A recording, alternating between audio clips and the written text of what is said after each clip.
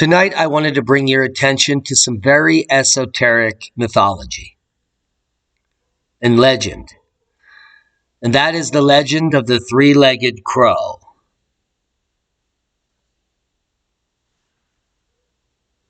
Now, the three-legged crow or tripedal crow is a mythological creature. In various mythologies and arts in the East Asia, this crow, the mythological crow, is believed to inhabit and represent the sun.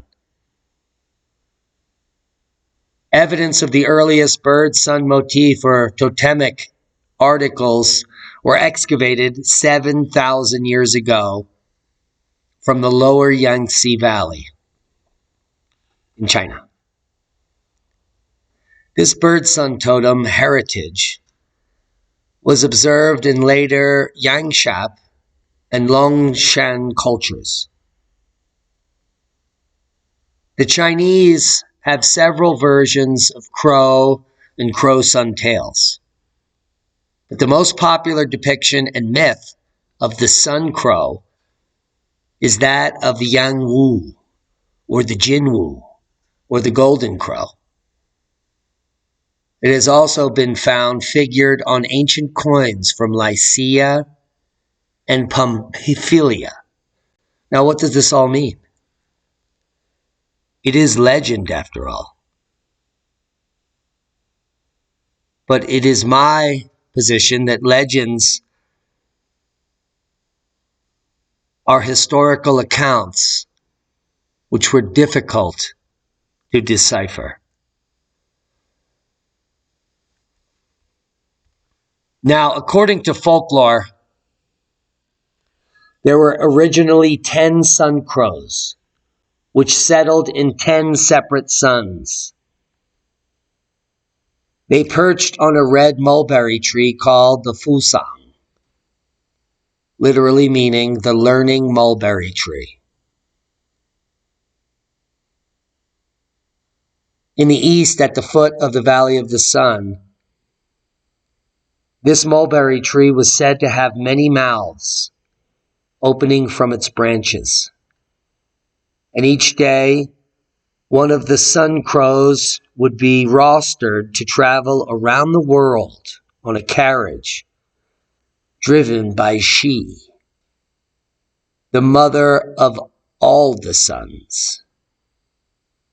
As soon as one sun crow returned, another one would set forth in its journey, crossing the sky.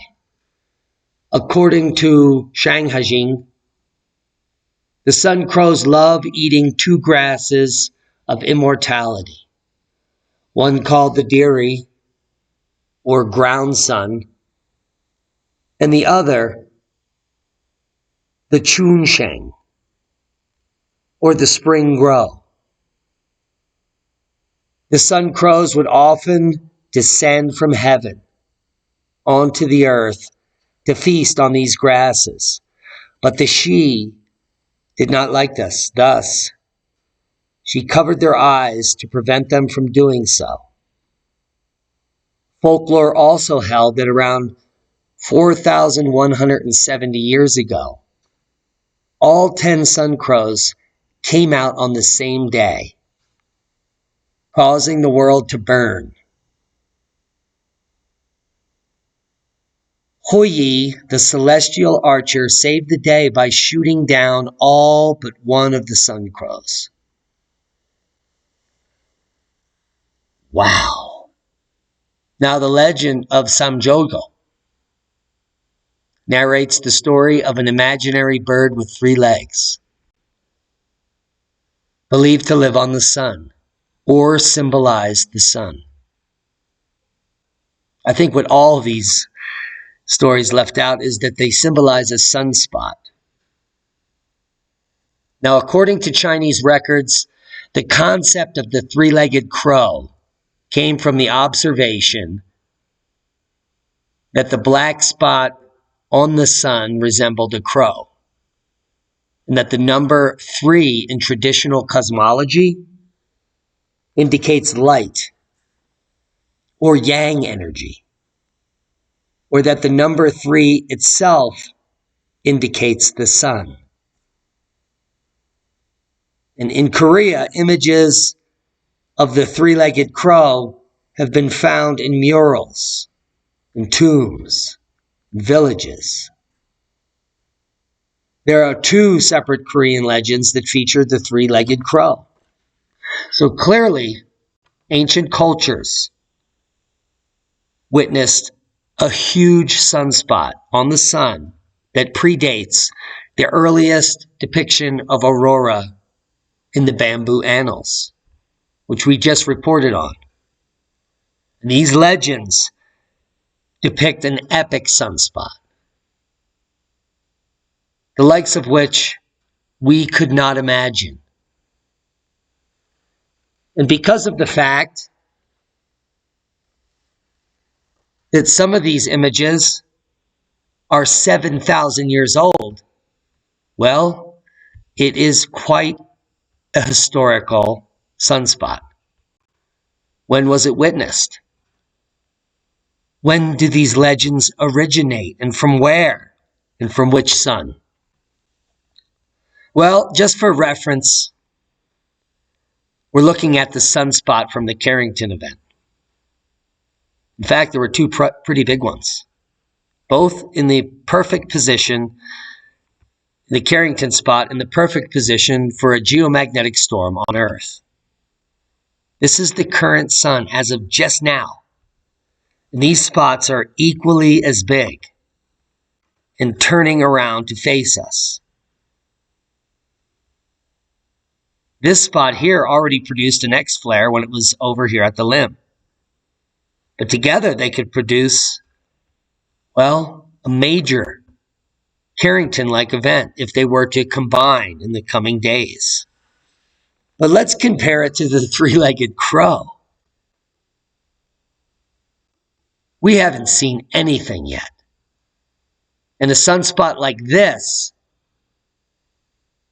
well, would spell certain death to the empire and many people on the surface. Because just like the legend says, the earth fried, not during the Carrington event, but certainly during the three-legged crow event. And that would be a spectacular geomagnetic storm where Squatterman would be present in the heavens.